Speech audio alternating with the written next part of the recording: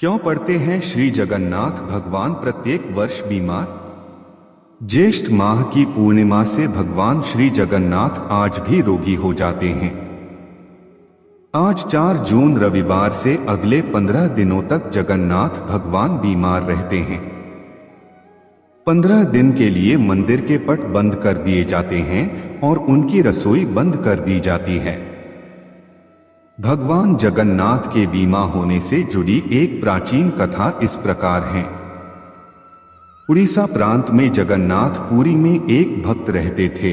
श्री माधव दास जी अकेले रहते थे। कोई संसार से इनका लेना देना नहीं। अकेले बैठे बैठे भजन किया करते थे। नित्य प्रति श्री जगन्नाथ प्रभु का दर्शन करते थे और उन्हीं को अपना सखा मानते थे। प्रभु के साथ खेलते थे।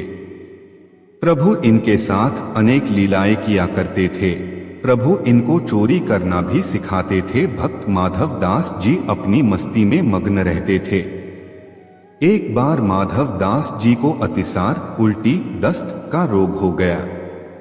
वह इतने दुर्बल हो गए कि उठ बैठ नहीं सकते थे, पर जब तक इनसे बना ये अपना कार्य स्वयं करते थे और सेवा किसी से लेते भी नहीं थे। कोई कहे महाराज जी हम कर दे आपकी सेवा, तो कहते नहीं मेरे तो एक जगन्नाथ ही है, वही मेरी रक्षा करेंगे। ऐसी दशा में जब उनका रोग बढ़ गया, वो उठने बैठने में भी असमर्थ हो गए। तब श्री जगन्नाथ जी स्वयं सेवक बनकर इनके घर पहुंचे और माधवदास जी को कहा कि हम आपकी सेवा कर दे। भक्तों के लिए अपने क्या क्या नहीं किया, क्योंकि उनका इतना रोग बढ़ गया था कि उन्हें पता भी नहीं चलता था कि कब मल मूत्र त्याग देते थे। वस्त्र गंदे हो जाते थे। उन वस्त्रों को जगन्नाथ भगवान अपने हाथों से साफ करते थे। उनके पूरे शरीर को साफ करते थे, उनको स्वच्छ करते थे।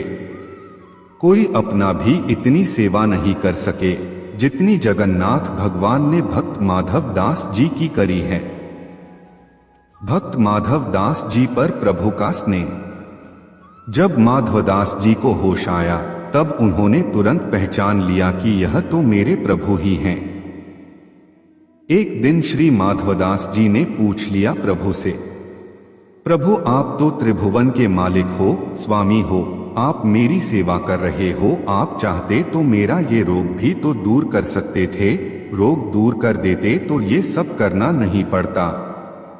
ठाकुर जी कहते, हाँ देखो माधव, मुझसे भक्तों का कष्ट नहीं सहा जाता, इसी कारण तुम्हारी सेवा मैंने स्वयं की।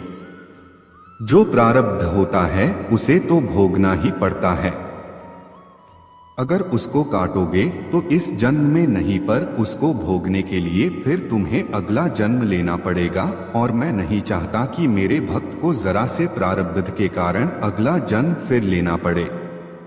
इसीलिए मैंने तुम्हारी सेवा की। लेकिन अगर फिर भी तुम कह रहे हो तो भक्त की बात भी नहीं टाल सकता। भक्तों के सहायक बन उनको प्रारब्ध के दुखों से, कष्टों से सहज ही पार कर देते हैं प्रभु। अब तुम्हारे प्रारब्ध में ये 15 दिन का रोग और बचा है, इसलिए 15 दिन का रोग तू मुझे दे दे। 15 दिन का वो रोग जगन्नाथ प्रभु ने माधवदास जी से ले लिया। आज भी इसलिए जगन्नाथ भगवान होते हैं बीमार। वो तो हो गई तब की बात, पर भक्त वत्सलता देखो, आज भी वर्ष में एक बार जगन्नाथ भगवान को स्नान कराया जाता है, जिसे स्नान यात्रा कहते हैं। स्नान यात्रा करने के बाद हर साल 15 दिन के लिए जगन्नाथ भगवान आज भी बीमार पड़ते हैं। 15 दिन के लिए मंदिर बंद कर दिया जाता है। कभी भी जगन्नाथ भगवान की रसोई बंद नहीं होती, पर इन 15 दिन के लिए उनकी रसोई बंद कर दी जाती है। भगवान को 56 भोग नहीं खिलाया जाता।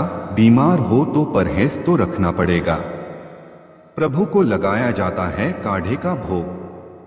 15 दिन जगन्नाथ भगवान को काढ़े का भोग लगता है। इस दौरान भगवान को आयुर्वेदिक काढ़े का भोग लगाया जाता है। जगन्नाथ धाम मंदिर में तो भगवान की बीमारी की जांच करने के लिए हर दिन वैद्य भी आते हैं। काढ़े के अलावा फलों का रस भी दिया जाता है। वहीं रोज शीतल लेप भी लगाया जाता है। बीमार के दौरान उन्हें फलों का रस, छेना का भोग लगाया जाता है और रात में सोने से पहले मीठा दूध अर्पित किया जाता है। भगवान जगन्नाथ बीमार हो गए हैं और अब 15 दिनों तक आराम करेंगे। आराम के लिए 15 दिन तक मंदिरों पट भी बंद कर दिए जाते हैं और उनकी सेवा की जाती है ताकि वे जल्दी ठीक हो जाएं। जिस दिन वे पूरी तरह से ठीक होते हैं उस दिन जगन्नाथ यात्रा निकलती है, जिसके दर्शन हेतु असंख्य भक्त उमड़ते हैं।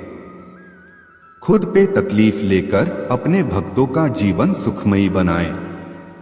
ऐसे तो सिर्फ मेरे भगवान ही हो सकते हैं। जय जगन्नाथ जी।